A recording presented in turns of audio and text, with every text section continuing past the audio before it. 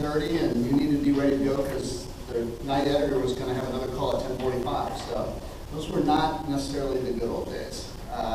But it also was right after Watergate, and it was also when, you know, the technology we have today was, you know, nowhere near what it is. And I think people were patient. They were willing to wait till the next morning to read about stuff. They may have heard about some news. Newspapers also were fairly viable, fairly healthy then, and had a lot of people, so they covered a lot of local news. When I first started at the Contra Costa Times right out of college, I covered Pittsburgh. That was it. School boards, city council, police, and that's all I did. Now a newspaper reporter is lucky if they have only 5 towns to cover, 5 or 6.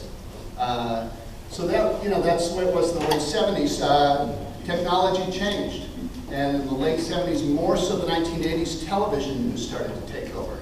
And there were really 2 technological advances that really pushed that forward. Anybody want to take a guess on what those 2 might be? Somebody. No? Color. Before internet, what? Color TV. No. We're talking way back. No, one was capability to go live. And that was particularly important with satellites, because then you didn't have to bounce off a mountaintop anymore. You could go live almost anywhere if you had a satellite truck. So all of a sudden, news was instantaneous. You know, you could have live reports. You didn't have to wait till the next morning. The other thing was actually video, because before video, they actually used to use film, and you had to develop film, and you had to cut it, to edit it, and that took a while. I remember when I was younger that TV news would actually, they would have footage. When this was taken yesterday, it was like, ooh, yesterday. How'd they get that in there so fast? But those 2 things, having video and being able to go live, really thrust television news into the forefront and made that really the medium where people were getting their information. Can you remember sitting in a news meeting in the Contra Costa Times in the late 1980s, and everybody, beautiful color picture of the shuttle taking off. You know, all this orange flame and everything, and they want to run out in the front. I said, don't run that on the front. Why? I said, because on TV tonight, everyone's going to see it doing this, moving. And you're just going to remind everybody that we're a day late, and we have still pictures. And they thought I was nuts. In 1993, I made the switch. I went to Channel 5, where I worked for 17 years as a writer and producer.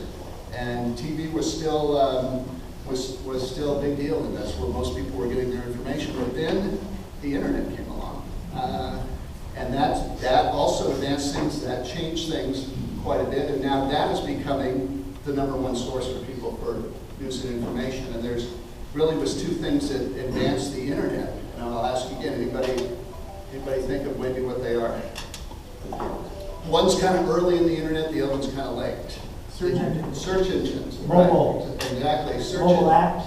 Well, that's not quite there. Search engines is the first one, because I don't know if anybody remembers in the early 1990s, when you had a website, if you wanted to go to a website, you had to have the exact address.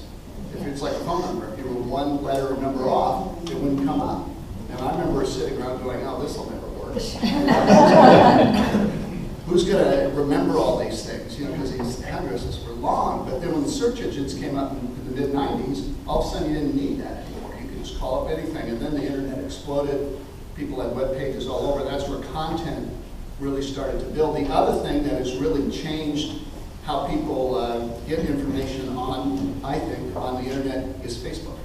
And the reason for that is people now expect information to be interactive. They expect to be able to comment on things. They expect to be able to post their own things, because that's what they do on Facebook.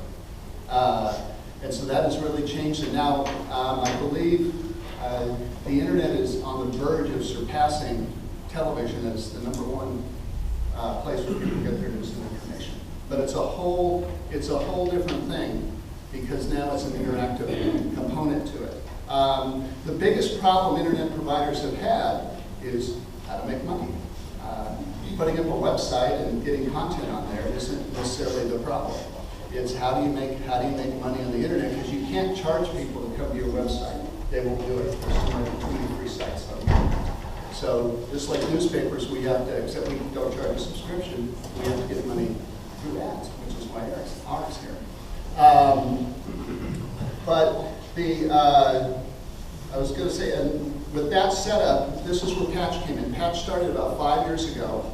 It was the idea of the AOL Chief Executive Officer, that's our parent company, AOL, Tim Armstrong, was at, the story goes he was at one of his kids' events at a school and thought, this is a wonderful event, how come no one's here covering it? And that's where the idea apparently came from, so the story goes. So I look at Patch as sort of doing something old, but also something new. The old thing is we're actually covering local news again, like newspapers used to do when they had lots of people.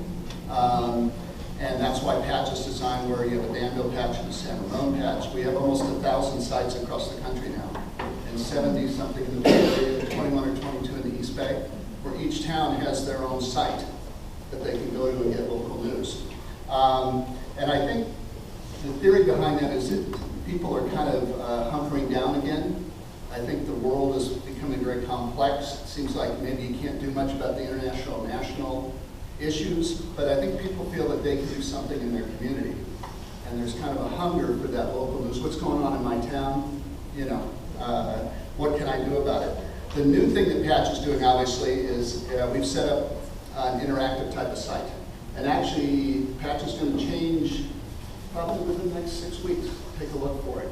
You'll see some major changes in the format. It's probably about all I can say right now, but it'll be even more interactive and a little more like Facebook. Where was I going with that? Let's see. What Patch has done is we have responded to the community. You know, we are giving them the local news that they want. We also give everybody a chance to interact, and I think that makes a big difference. And there's a lot of things you can do with, you know, as real estate agents or local business people, you can use Patch. A lot of it is for free, and I want to mention a few of those. And this is part of the sort of the new media. The first one, we do have a business directory that's on every site, and we have a team that goes out and tries to list every business that's in a town, and that's on there. We don't get them all, obviously, and we don't update the information. Somebody's business may move, they may close. There is a way to claim that business directory if you have one on there, or to send in and request that be put on there. And again, this is all free. If you claim it, in a few days you'll actually get a note from our directory people who will tell you, this is yours now. You can go on and edit it. You can put on your own photos, you can update it, you can rewrite the description of your business, whatever you want. We also have an events calendar that's on there that you can go on and post events yourself. The restriction on that is if you're on, let's say, Danville Patch, the event has to be in Danville, or your organization has to be from Danville. I'm reading this, you have a Memorial Golf Tournament coming up, Glen Langston, out there, my home course, Boundary Oak, out in Walnut Creek. That's a perfect event to have on the event calendar.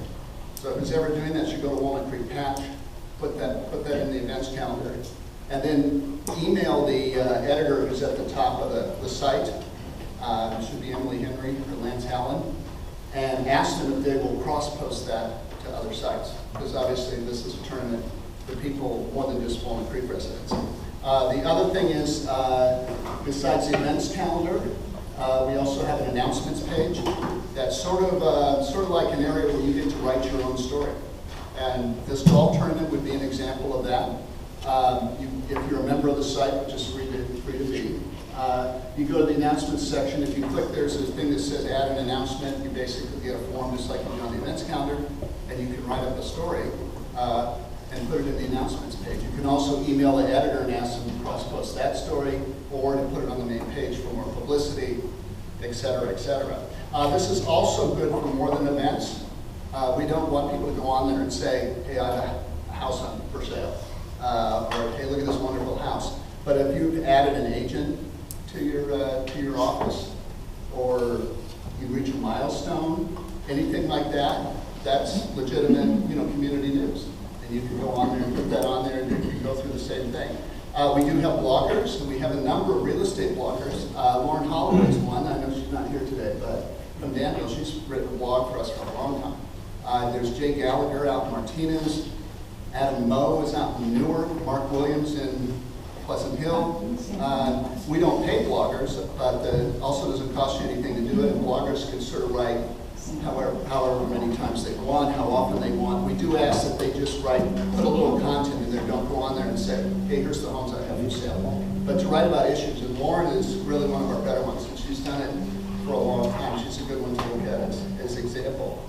We also, each site also has a Facebook page. And I would also utilize that. That's something like the golf tournament could go on also, the Walnut Creek Patch Facebook page.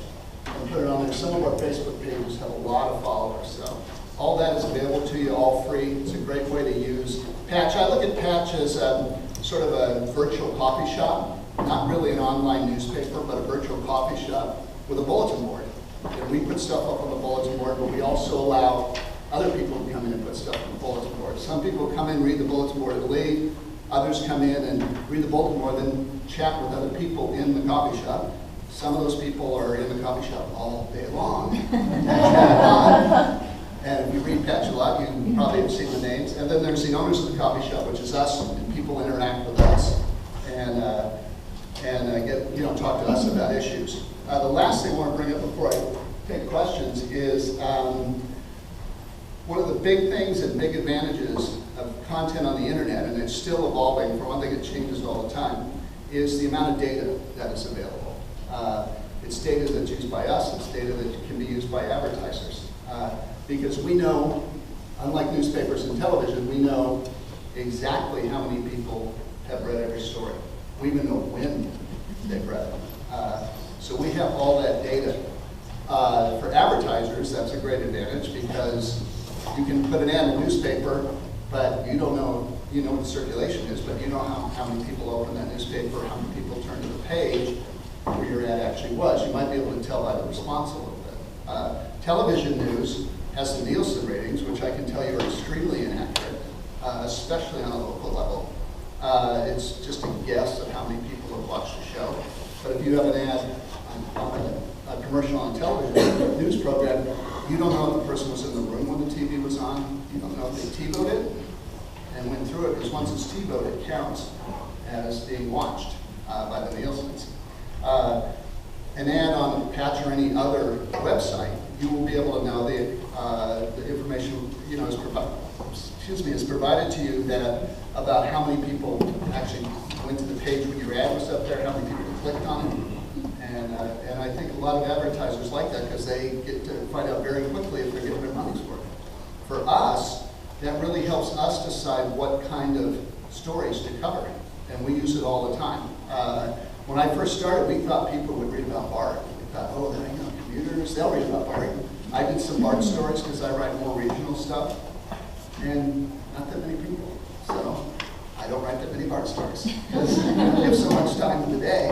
And we had to do other stuff. Crime is obviously the number one thing that people read. That's true in almost any medium. But I think on a local level, people are really interested to know about what crimes are happening in their town. Not in other towns necessarily, but in their town. But there's another category of stories that is a close second. And it surprised us. It's not schools. It's not city government. It's business. The stories we write about businesses opening, business closing. I write some of those that are like 4 paragraphs long. We get hundreds and hundreds of people read those stories. And I think it's because people want to know, oh, there's a new restaurant in town. Or, oh, that business closed. I went there. We have a thing that runs almost every day somewhere in the East Bay, at least a couple sites called Sprouts and Shutters. You may have seen it. For example, we had one recently, the Marcello's restaurant. Is that it? On the main drive? That way? In Danville? Yeah, there's a new restaurant's going to go in there. And I wish I could remember it's Ruggies. It's catering. Ruggies, right, thank you. So we wrote about that. The story got read by tons of people. Because everybody's just like you guys. Everyone's going, what? Someone's going in Marcello's. There's a new indoor golf center opening in Pleasanton this summer. So that's on the Pleasanton Patch page right now. Where we go hit golf balls indoors on days like this. But